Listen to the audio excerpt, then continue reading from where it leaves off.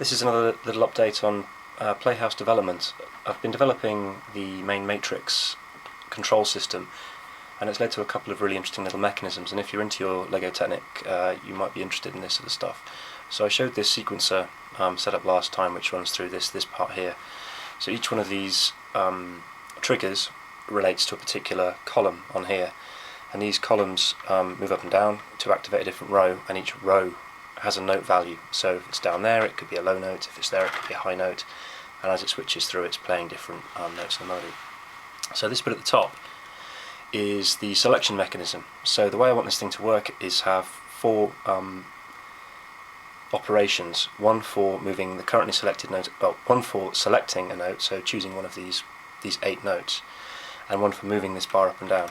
So these two operations are done by this machine. So if I rotate this top part here, you can see that's moving across one, and then if I turn that one there, it's moving that one up and down. So that reduces the whole matrix manipulation down to 4 simple instructions.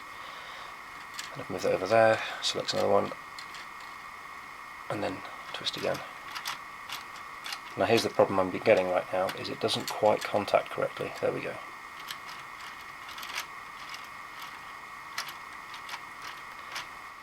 This is the original mechanism I put together, a prototype for trying to figure out how this ratchet mechanism is going to work for pushing a note. Now, it works well in principle, but in practice when you run this through the rest of the mechanism that's selecting notes, there's a lot of torque running through these parts here, and it's actually putting a lot of stress, and in worst cases these arms just pop off because there's too much force going through there. So it forced me to start to think about how to do this more efficiently, and I had to rethink this whole design.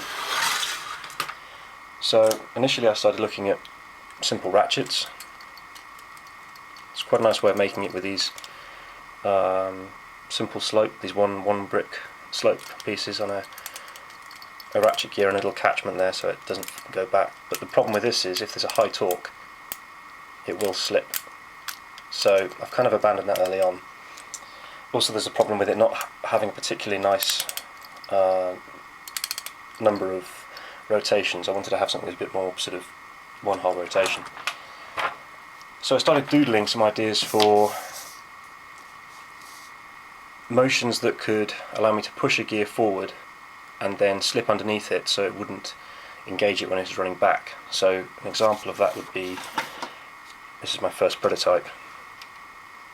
Push this through here, it rotates to get to the top, that falls down, comes back through, it's really stiff, and then goes over the top. So what's happening in there, pull the side off, runs over the top, falls down the back, goes under that lever, comes back up.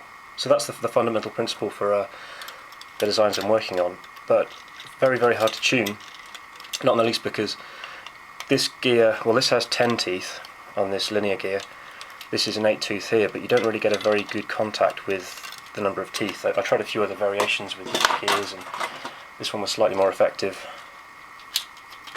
but still you've got this problem of how many teeth it runs through.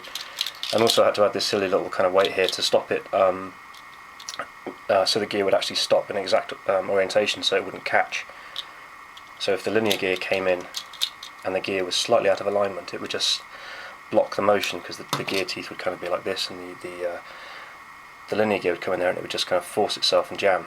So that didn't work either, unfortunately. So I started looking at these little things, these strange gears they introduced to Lego a while ago. I had this idea that what I could do is have a beam that came in, and you can see this why this doesn't work because it's too fiddly, pushed over the top of one of these and then came back round. So that full reciprocating motion would give me 2 full rotations of this. That was too fiddly, but it led me on to some more elaborate designs. So given 4 stops in there, now 4 teeth on here, of course, it's going to give me 1 whole revolution with that gear. So I'm guaranteed a uniform amount of rotation out of that mechanism. This one kept sticking, so I've kind of been refining that. Simpler version here. Again, a bit tight, refused to kind of go back, this one.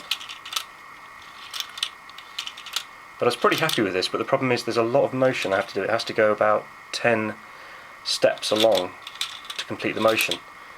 And that's a problem because the actual mechanism that does the selection of the, this is at the bottom of the ball run, and this is the thing that's pushing the levers forwards.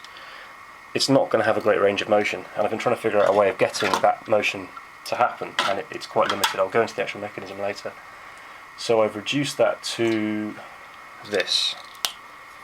So you've got one of these little 4-tooth gears up here, two whatever it would be called, little stopper in there, and that stops from going too far up and too far down on the back there. And as it rolls over the top, goes over there, down, and there's a couple of peg stops in there just to kind of control the motion.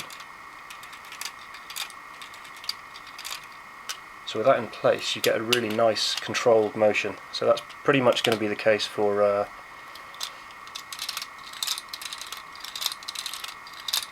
converting the linear motion into the rotation I need to control the other parts of the system.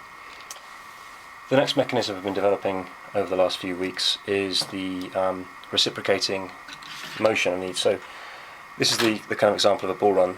Ball's going to fall down here. When it gets to the bottom, it has to be pushed so it can activate one of the various note selection operations. So this push operation here I've kind of figured out, but I wasn't quite sure how to get an effective push. I could use like a giant cam or a giant lever that's rotating, but there's going to be lots of forces in there for such a large motion. So I revisited this old mechanism, which is quite a handy little reciprocating motion like that. And I realised that if it's falling down, it does it automatically, so you can actually sort of get rid of one of those sides of the thing. I developed this. So what you have here is a sort of beam that comes round, and it's activating a latch on that side, and that's moving a linear actuator here. So if I move this forward, moves up, releases.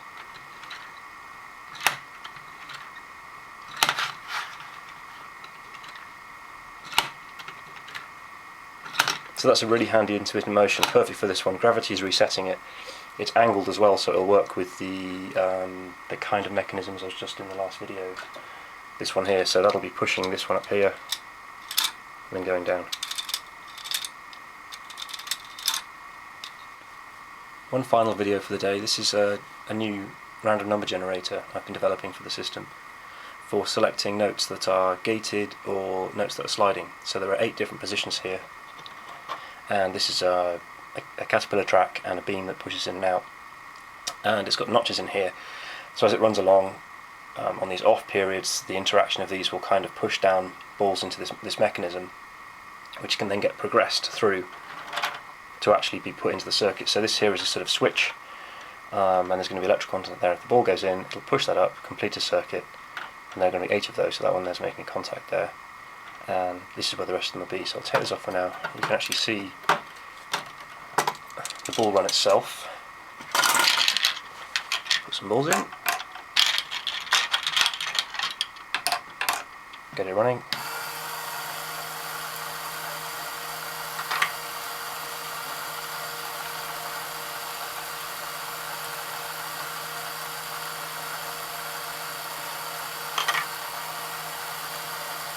So, by no means perfect, and it does have a few issues right now because it will tend to choose this one here.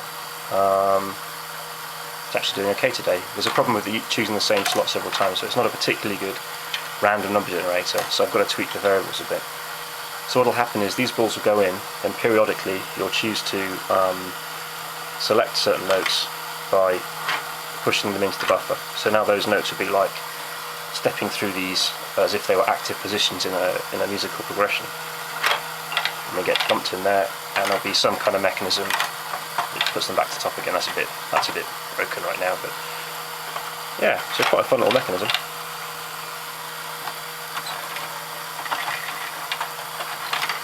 Go in.